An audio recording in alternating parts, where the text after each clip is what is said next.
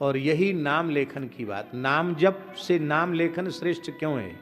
नाम जप से जितनी तन्मयता प्राप्त होती है उससे कई गुनी अधिक तन्मयता नाम लेखन में प्राप्त होती है। क्योंकि नाम का दर्शन, फिर भीतर मन से नाम का उच्चारण, फिर हाथ से नाम का लेखन, ये तीन काम। इसलिए आनंद रामायण में लिखा है कि नाम जप की अपेक्षा नाम लेखन में 3 गुना अधिक लाभ होता है। कितनी बार राम राम हो जाता है आप लिखते लिखते, भीतर से उच्चारण हो जाता है। और यही प्रेरणा बनी और पूज्य गुरुदेव श्री भक्तमाली जी महाराज प्रतिदिन तुलसी दल पर राम नाम लिखकर हनुमान जी को अर्पित करते थे। बाद में डायरी में लिख करके हनुमान जी को अर्पित करते थे। उनकी प्रेरणा बनी और श्री मलुक पीठ में श्री भगवान नाम बैंक की स्थापना हुई। उस कार्य के लिए श्री गोपाल जी को ठाकुर जी ने चुना और गोपाल जी कमर कस के उसमें लग गए। अभी जड़खोर में और यहाँ सब जगह मिलाकर कितना नाम विराजमान है? 4 अरब 45 करोड़ नाम हस्तलिखित विराजमान हैं और अभी भी हजारों की संख्या में लोग नाम लिख रहे हैं। और अब तो श्री ठाकुर जी ऐसी कृपा कर रहे हैं कि जैसे पूरे विश्व का अद्वितीय अनुपम श्री राम मंदिर अयोध्या में बना है, ऐसे ही अयोध्या में भगवान नाम मंदिर भी विराजमान होने वाला है। अब ठाकुर जी कब उसे प्रकट कर देंगे तो ठाकुर जी ही जाने। एक जगह गाडोदिया जी ने दी है, गाडोदिया जी बैठे हैं, आपने ही तो दी है, ये आपने दी है। उसमें तो बनाने का भाव है, लेकिन वो थोड़ी छोटी जगह, थोड़ी और बड़ी जगह हो तो उसका भी प्रयास चल रहा है। वो पूर्ण हो जाए तो ये जगह भी उस जगह में काम आ जाएगी। और दास का ऐसा विचार है कि विश्व में सर्वाधिक संख्या में भगवान नाम की प्रतिष्ठा वहाँ हो और एक ऐसा अनुपम अद्वितीय मंदिर बने जहाँ केवल नाम की परिक्रमा, नाम कीर्तन, नाम की प्रधानता, केवल भगवान नाम ही हो वहाँ। हाँ, वो रिजर्व बैंक, रिजर्व बैंक वहीं से सब बैंकों को पूरे विश्व में शाखाएं फैलेंगी, वो रिजर्व बैंक होगा। वहाँ अरब खरब नाम वहाँ विराजमान रहेगा, खरबों की संख्या में नाम विराजमान रहेगा। नाम का ही पूजन, नाम का ही उत्सव, नाम की ही आरती। संसार चक्र से, अविद्या माया से, विकारों से, कली के दोषों से मुक्ति उसी की होगी जो हरिनाम का अनन्य भाव से आश्रय लेगा। और सब साधन करे किंतु नाम साधन पर जोर न हो तो सब कुछ किया कराया भी व्यर्थ हो जाएगा। और कुछ बने न बने, केवल नाम के प्रति अपना संपूर्ण समर्पण हो तो बिना ज्ञान कर्म, बिना ज्ञान योग, बिना कर्म योग, बिना भक्ति योग के केवल और केवल नाम योग से वह जीव अविद्या माया से मुक्त हो जाएगा, संस्कृति के चक्र से छूट जाएगा। ये तात्पर्य है भगवान शिव के कहने का कि मुक्ति रूपी स्त्री के सौभाग्य का द्योतक है राम नाम, उनके कुंडल हैं श्री राम नाम। और कैसा है? मतलब यह है कि विधवा के समान वह अदर्शनीय, अशोभनीय है मुक्ति जिसमें श्री राम नाम न हो। तात्पर्य है कि इसलिए साधक को प्रत्येक अवस्था में नाम का रटन करना चाहिए। अब राम नाम, कृष्ण नाम, हरि नाम में कितने वर्ण हैं? 2। हरि, कृष्ण, राम, 2 वर्ण हैं। ये 2 वर्ण क्या हैं?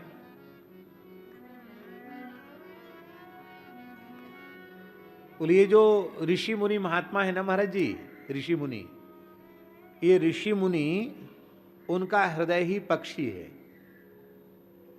ऋषि मुनियों का, वैष्णवों का, प्रेमियों का, रसिकों का, संतों का हृदय माने अंतःकरण यही पक्षी है। और पक्षी के पंख न हो तो, पक्षी के पंख न हो तो क्या पक्षी उड़ सकता है? बिना पंख के पक्षी नहीं उड़ सकता।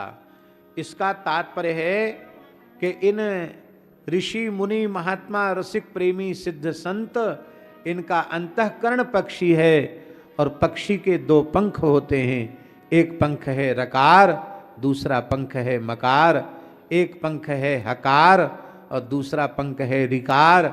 एक पंख है ककार और दूसरा पंख है नकार। हरि नाम, राम नाम, कृष्ण नाम, ये महात्माओं के अंतःकरण रूपी पक्षी का के दो पंख हैं। और इन पंखों की विशेषता क्या है?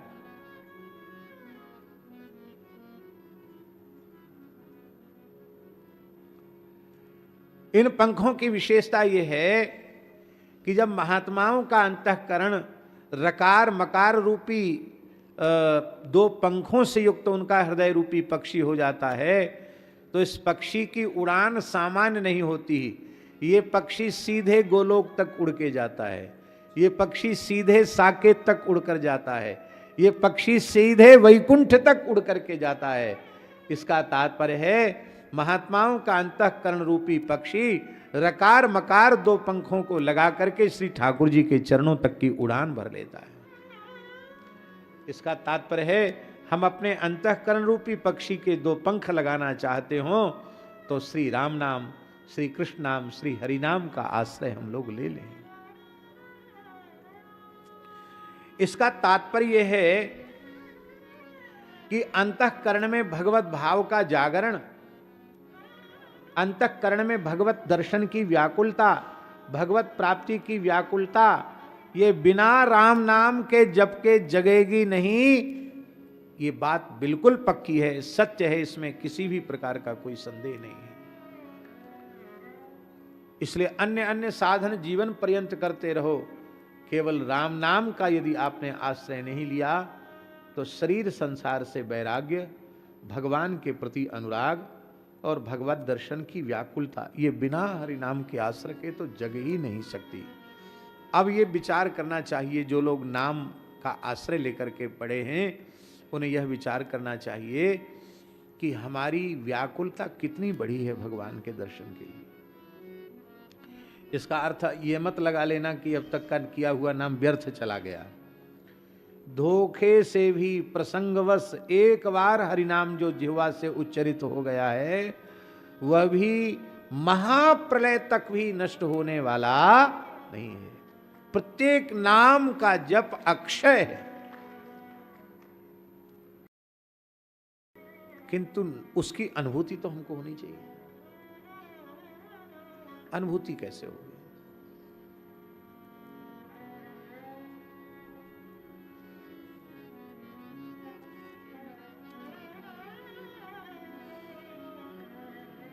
नाम की महिमा में कोई अंतराय नहीं है, कोई न्यूनता नहीं है। नाम जपने की जो पद्धति है उस पद्धति का हम आदर नहीं कर रहे हैं। नहीं तो नाम के आश्रय से तत्क्षण शरीर संसार से तीव्र वैराग्य और भगवत चरणारविंद में प्रतिक्षण वर्धमान अनुराग प्रकट होता है।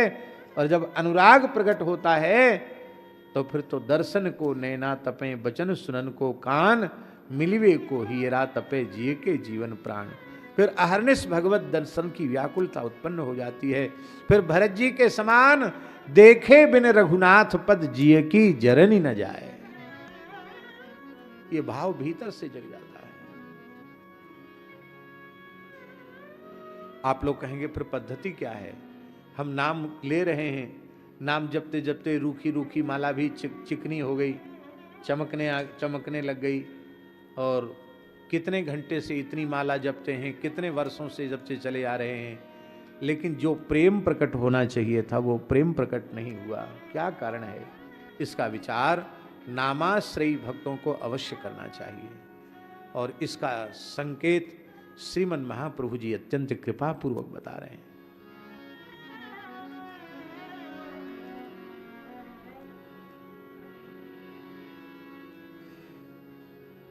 नाम से प्रेम प्रकट हुआ, ये अनुभव कैसे हो?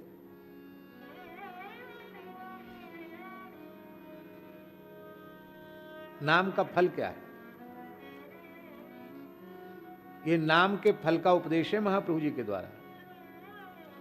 नयनम गलदश्रुधारया वदनम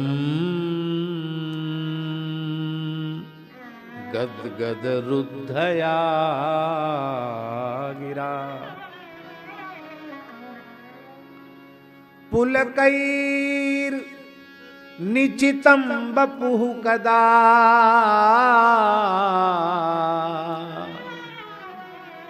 तव नाम ग्रहणे भविष्यति।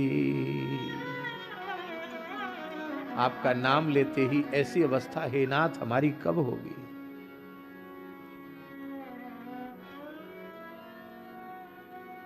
जिन पूज्य श्री काश्मीरी बाबा जी महाराज प्रेम भिक्षु जी महाराज के पूज्य गुरुदेव का ये तिरुभाव उत्सव हम लोग यहाँ बैठकर मना रहे हैं। वो नाम संकीर्तन करते थे, राधा नाम संकीर्तन करते थे, उनके रोम कूपों से रक्त निकलने लग जाता था।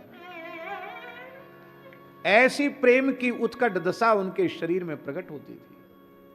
हम उनसे यही मांगे कि हे प्रेमावतार, हे श्री प्रेम मूर्ति, नाम प्रेम की एक सूक्ष्म कणिका हम लोगों को प्रदान कर दें।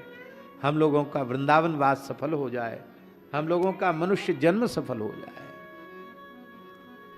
हे नाथ, हमारे जीवन में वह भाग्यशाली क्षण कब आएगा जब नयनम गलदश्रुधारया,